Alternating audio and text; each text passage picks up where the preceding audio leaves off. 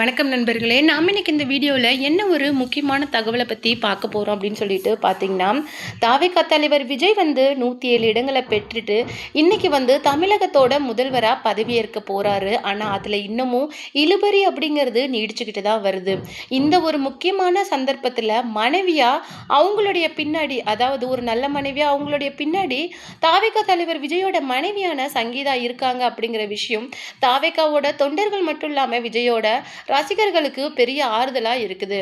ஆரம்பத்திலிருந்தே, அதாவது அவர் ஜெயிச்சதுல இருந்தே அவருடைய மனைவி வாழ்த்து தெரிவிச்சுட்டு வராங்க. அது மட்டும் கிடையாது, மனைவி மட்டும் இல்லாமல் மகன் ஜேசன் விஜய், அது மட்டும் இல்லாமல் மகள் திவ்யா அப்படின்னு சொல்லிட்டு எல்லாருமே மொத்த குடும்பமே தாவேகா தலைவர் விஜய்க்கு வாழ்த்துக்களை தெரிவிச்சுட்டு வந்தது மட்டும் இல்லாமல் இன்னைக்கு தமிழக அரசியலில், அதாவது அவர் சிஎம்மா பதவி ஏற்கிறதுக்கு இழுபறி அப்படிங்கிறது நீடிச்சுக்கிட்டு வருது.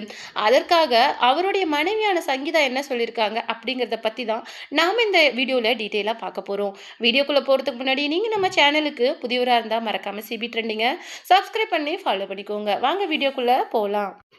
பிப்ரவரி 23 செங்கல்பட்டு குடும்ப நல நீதிமன்றத்தில் தாவேகா தலைவர் விஜயோட மனைவி அவங்க டிவோர்ஸ் கேஸை ஃபைல் பண்ணாங்க. அது மிகப்பெரிய அதிர்வலையை ஏற்படுத்தியிருந்தது. அது மட்டும் கிடையாது, இவ்வளோ நாள் இல்லாமல், அதாவது நீங்கள் கிட்டத்தட்ட 4 வருடங்களாக பிரிஞ்சு வாழ்கிறோம் அப்படின்னு சொல்கிறீங்க. அப்படி இருந்தும் எலெக்ஷனுக்கு இன்னும் 2 மாதங்களே இருக்கிற இந்த நிலைமையில் திடீர்னு ஏன் டிவோர்ஸ் கேஸை ஃபைல் பண்ணுறீங்க அப்படிங்கிற மாதிரி நிறைய விமர்சனங்கள் இன்னைக்கு தாவேகா தலைவர் விஜயோட மனைவியான சங்கீதாவை பற்றி எழுந்தது.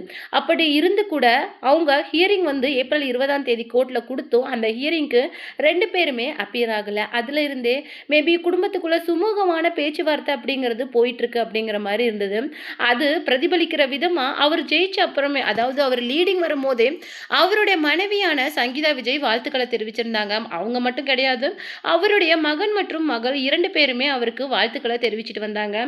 அது மட்டும் கிடையாது, நீங்க ஒரு நல்ல கணவன் மட்டும் கிடையாது, என்னுடைய குழந்தைகளுக்கு நல்ல தகப்பனாகவும் இருந்திருக்கிறீங்க, என்னுடைய மொத்த குடும்பத்தையும் வழிநடத்தி சென்றிருக்கிறீங்க. அது மட்டும் கிடையாது, இன்னைக்கு என்னுடைய கணவர் இன்னைக்கு இந்த தமிழக முதல்வராக ஆகக்கூடாது அப்படின்னு சொல்லிட்டு பல்வேறு சதித்திட்டம் அப்படிங்கிறது நடந்துக்கிட்டு தான் இருக்குது. ஆனால் இது மக்களோட தீர்ப்பு, மக்களோட தீர்ப்பு மகேசனோட தீர்ப்பு அப்படின்னு சொல்லுவாங்க. அந்த வகையில் அந்த தீர்ப்பை யாராலையுமே முறியடிக்க முடியாது அப்படிங்கிற மாதிரி சொல்லியிருக்காங்க.